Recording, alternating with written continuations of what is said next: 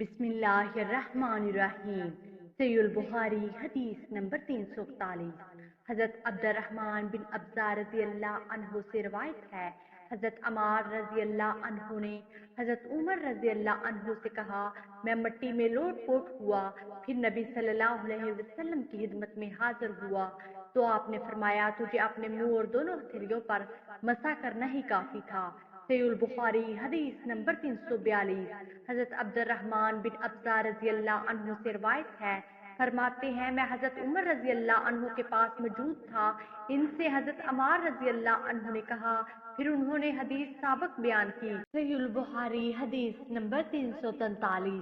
حضرت عبد الرحمن بن ابزار رضی اللہ عنہ سے روایت ہے، انہوں نے کہا، حضرت عمار رضی اللہ عنہ نے فرمایا، پھر نبی صلی اللہ علیہ وسلم نے اپنا ہاتھ زمین پر مارا، پھر اپنے منہ اور ہتھیلیوں پر مسح فرمایا۔ صحیح البخاری حدیث نمبر 344۔ حضرت عمران بن حسین حضرئی رضی اللہ عنہ سے روایت ہے، انہوں نے فرمایا، ہم ایک مرتبہ نبی صلی اللہ علیہ وسلم کے ہمراہ سفر میں تھے اور رات بھر چلتے رہے، جب باہر شب ہوئی تو ہم کچھ دیر کے لیے سو گئے، اور مسافر کے نزدیک اس وقت سے زیادہ کوئی نیند میٹھی نہیں ہوتی۔ ہم ایسے سوئے کہ آفتاب کی گرمی ہی سے بیدار ہوئے، سب سے پہلے جس کی آنکھ کھلی وہ فلاں شخص تھا، پھر فلاں شخص اور پھر فلاں شخص۔ ابو رجا ان فلاں فلاں اور فلاں کے نام لیتے تھے، لیکن اوف بھول گئے۔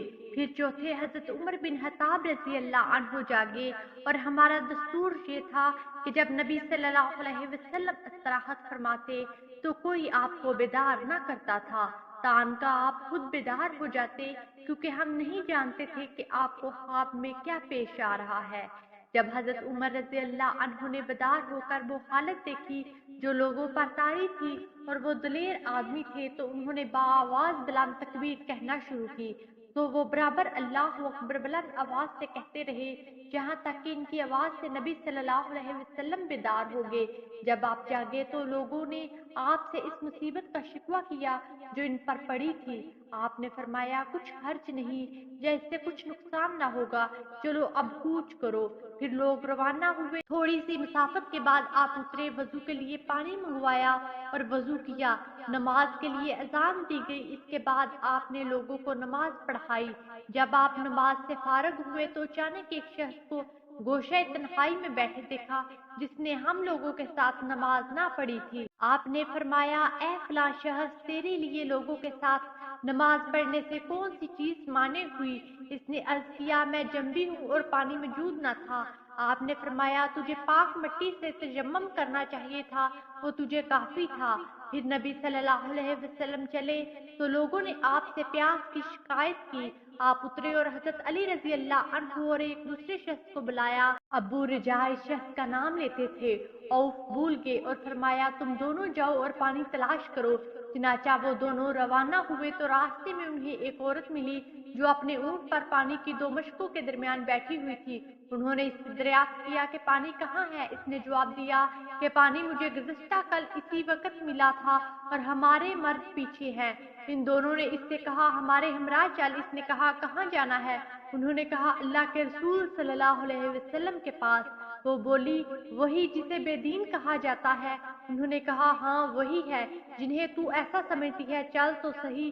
اور وہ دونوں اسے رسول اللہ صلی اللہ علیہ وسلم کے پاس لے آئے اور آپ سے سارا قصہ بیان کیا۔ حضرت عمران رضی اللہ عنہ نے کہا، لوگوں نے اسے اونٹ سے اتار لیا اور نبی صلی اللہ علیہ وسلم نے ایک برتن منگوایا اور دونوں پکھلاؤں یا مشکوں کے منہ اس میں کھول دیے، پھر اوپر کا منہ بند کر کے نیچے کا منہ کھول دیا اور لوگوں کو اطلاع دی کہ خود بھی پانی پیو اور جانوروں کو بھی پلاؤ۔ تو جس نے چاہا خود پیا اور جس نے چاہا جانوروں کو پلایا، اور بالآخر آپ نے یہ کیا کہ جس شخص کو نہانے کی ضرورت تھی اسے بھی پانی کا ایک برتن بھر کر دیا اور اس سے کہا، جاؤ اس سے غسل کرو۔ وہ عورت کھڑی یہ منظر دیکھتی رہی کہ اس کے پانی کے ساتھ کیا ہو رہا ہے۔ اللہ کی قسم، جب پانی لینا بند کیا گیا تو ہمارے خیال کے مطابق وہ مشکیں اب اس وقت سے بھی زیادہ بری ہوئی تھی جب آپ نے ان سے پانی لینا شروع کیا تھا۔ پھر نبی صلی اللہ علیہ وسلم نے فرمایا، اس عورت کے لیے کچھ جمع کرو۔ لوگوں نے کھجور، آٹا اور ستو اکٹھا کرنا شروع کر دیا، جہاں تک کہ طعام کی ایک اچھی مقدار اس کے لیے جمع ہو گئی۔ जमा शुदा सामान उन्होंने एक कपड़े में बांध दिया और उसे ऊंट पर सवार करके वो कपड़ा इसके आगे रख लिया। फिर आपने इससे फरमाया, तुम जानती हो कि हमने तुम्हारे पानी में कुछ कमी नहीं की, बल्कि हमें तो अल्लाह ने पिलाया है। फिर वो औरत अपने घर वालों के पास वापस आई। चूंकि वो देर से पहुंची थी, इसलिए उन्होंने पूछा, ऐ फलां औरत, तुझे किसने रोक लिया था? इसने कहा, मुझे तो एक अजीब वाकया पेश आया, और वो ये कि रास्ते में मुझे दो आदमी मिले जो मुझे इस शख्स के पास ले गए जिसको बेदीन कहा जाता है। इसने ऐसा ऐसा किया, अल्लाह की कसम, जितने लोग इस आसमान के और इस जमीन के दरमियान हैं, और इसने अपनी दरमियान वाली और शहादत वाली उंगली उठाकर आसमान और जमीन की तरफ इशारा किया, इन सब में से वो बड़ा जादूगर है, जहाँ वो अल्लाह का हकीकी रसूल है। फिर मुसलमानों ने ये करना शुरू कर दिया कि इस औरत के इर्द गिर्द जो मुशरिक आबाद थे, इन पर तो वो हमला आवर होते और जिन लोगों में वो औरत रहती थी इनको छोड़ देते। आहर इसने एक दिन अपनी कौम से कहा, मेरे ख्याल में मुसलमान तुम्हें दनिस्ता छोड़ देते हैं, क्या तुम्हें इस्लाम से कुछ रगबत है?